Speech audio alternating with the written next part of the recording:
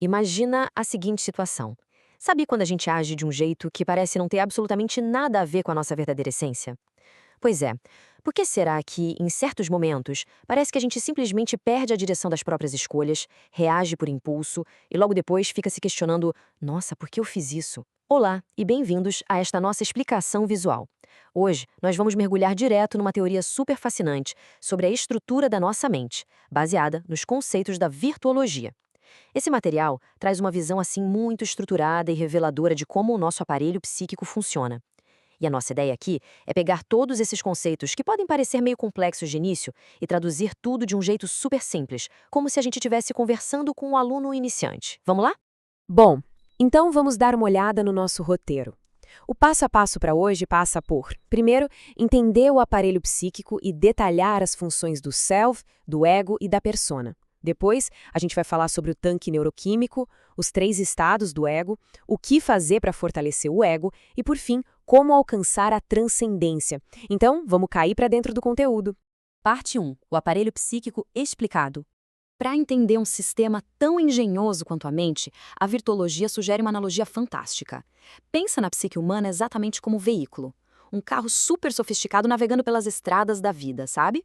O que o material original relata é que o desempenho dessa máquina não é algo garantido de fábrica, ou seja, não é estático. São as nossas ações diárias que alteram fundamentalmente como esse carro vai se comportar na estrada. Se você não faz a manutenção, o carro enguiça, ou pior, sai da pista. Então, para a gente compreender o quadro geral, o primeiro passo lógico é abrir o capô desse carro e entender quais são as peças vitais que fazem ele andar. Parte 2. Self, ego e persona. Vamos conhecer esses componentes? Começando pelo self. Se a gente continuar com a nossa analogia, o self é como se fosse o motor e o design original do nosso veículo. É aquela essência verdadeira, sabe? O seu eu mais profundo. E o detalhe mais incrível que a teoria aponta é que o self é a única parte de todo esse sistema que permanece pura e totalmente inalterada. Não importa o quanto o carro amasse do lado de fora ou quantas tempestades ele enfrente na estrada, o motor original está ali, intacto.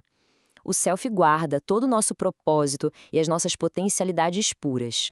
Agora a gente chega no ego e aqui o negócio fica fascinante. Diferente do que muita gente por aí fala, na virtuologia o ego não é de jeito nenhum um vilão que precisa ser destruído. Nada disso. Ele é o nosso motorista. Ele é o gestor central de todas as operações do carro. E pensa comigo, é a força e a habilidade desse motorista que vão determinar se o veículo vai seguir pelo caminho certo, traçado lá pelo self, ou se vai bater.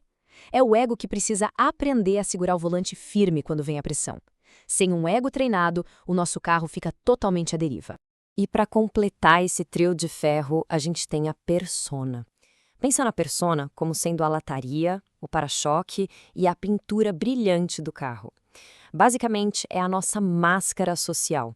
É aquela couraça que a gente vai adotando ao longo da vida para conseguir lidar com o mundo. E ela é super necessária, viu? A persona funciona como um escudo mesmo, que serve para absorver os trancos e barrancos do dia a dia.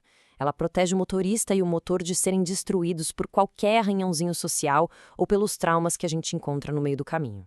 Parte 3. O tanque neuroquímico. Por que todo veículo precisa de combustível? A virtuologia descreve o que seria o nosso tanque neuroquímico. Basicamente, é a nossa reserva interna de neurotransmissores fundamentais, tipo a dopamina, a endorfina e a serotonina. E a comparação aqui é muito visual. Um tanque cheio dá superpoderes para o nosso motorista. Ele cria um equilíbrio químico, que deixa o ego forte, estável e com muita energia para segurar as pontas nas curvas difíceis. Agora, um tanque baixo ou vazio, aí é alerta vermelho. O sistema entra em pane, o ego fica fraquinho, vulnerável, e aí o carro acaba sendo dominado por instintos primitivos. Sabe quando a emoção cega toma a direção à força? É exatamente isso. Parte 4. Os 3 estados do ego. Acontece que a habilidade do nosso motorista, o ego, vai evoluindo ao longo do tempo através de 3 fases. Ele começa lá no estado inconsciente, onde ele é tipo um aprendiz super reativo e instintivo. Depois de apanhar um pouquinho, ele passa para o estado subconsciente. Aqui, ele já começa a ser guiado por valores, crenças e regras da sociedade. Dá uma certa previsibilidade, mas ainda tem bastante vulnerabilidade emocional rolando. Até que, finalmente, ele atinge o estado consciente. Esse é o nível faixa preta, a mestria total, onde o motorista tem 100% de controle do volante e do destino. Para ficar bem claro, a obra mostra exatamente como identificar quando o motorista está operando lá no primeiro nível, no estado inconsciente. A primeira coisa é a atemporalidade, ou seja, a pessoa fica totalmente presa em dores do passado e não consegue viver o agora. Também rola muito o uso de mecanismos de defesa, tipo negar o que está na cara ou jogar sempre a culpa nos outros, sabe? Tem também a presença de uma culpa ilógica, onde a pessoa se pune sem motivo. E os famosos actings, que são aquelas atitudes puramente impulsivas. Resumindo a ópera, é como dirigir de olhos vendados, reagindo só ao desespero e não à estrada real. Parte 5. Fortalecendo o ego com virtudes. Como a gente melhora então a habilidade do motorista? Tem uma citação direta do material que resolve isso pra gente. Ela diz que a prática das virtudes é fundamental para essa evolução psíquica. Ou seja, coisas simples que a gente faz no dia a dia.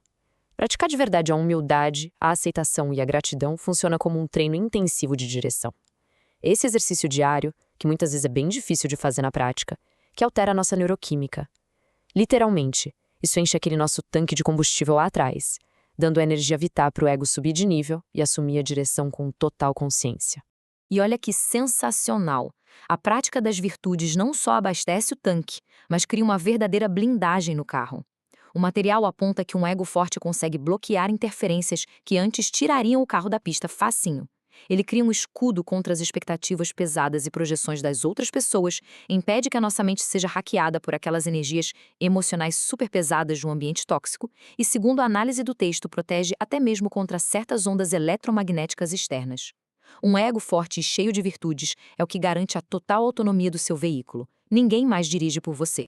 E finalmente chegamos à parte 6, alcançando a transcendência, o destino final. Seguindo essa jornada psíquica relatada no texto, a linha de chegada de tudo isso é o que eles chamam de transcendência. Na prática, o que é isso?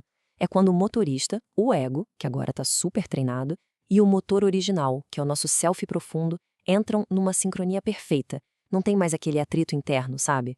A máquina agora funciona na sua potência máxima. A pessoa passa a viver inteiramente no momento presente, livre de vez daquele peso dos instintos de sobrevivência primitivos que, no passado, faziam a gente bater o carro toda hora. Dá para notar de longe quando o ego chega nesse estado transcendente, porque as atitudes mudam de forma impressionante. A pessoa ganha um foco temporal, passando a viver plenamente o aqui e o agora. Ela começa a agir com caridade plena, que é aquele amor incondicional, sabe? Ajudar os outros sem precisar que ninguém bata a palma para ela no final. Ela também desenvolve uma ligação muito bonita e verdadeira com a natureza e com os animais, sentindo uma unidade absoluta com o todo. Não é mais sobre eu contra o mundo para sobreviver, é sobre como eu posso colaborar com o universo. E assim a gente conclui o nosso mergulho nesse material incrível. Mas eu não podia terminar sem deixar uma provocação para a gente pensar, né? Entender toda essa engenharia do self, do ego, da persona e do tanque de combustível é só o primeiro passo. O grande lance é observar a mecânica do nosso próprio carro psicológico rodando no dia a dia. Se dominar o volante e parar de bater de frente com a vida depende de quantas vezes a gente escolhe a gratidão em vez do orgulho e a humildade em vez da defesa, como é que esses pequenos hábitos, essas escolhas tão simples, estão moldando a direção de toda a nossa vida agora mesmo? Fica aí o convite para a gente continuar explorando o nosso manual interno. Muito obrigado por acompanhar a gente e até a próxima!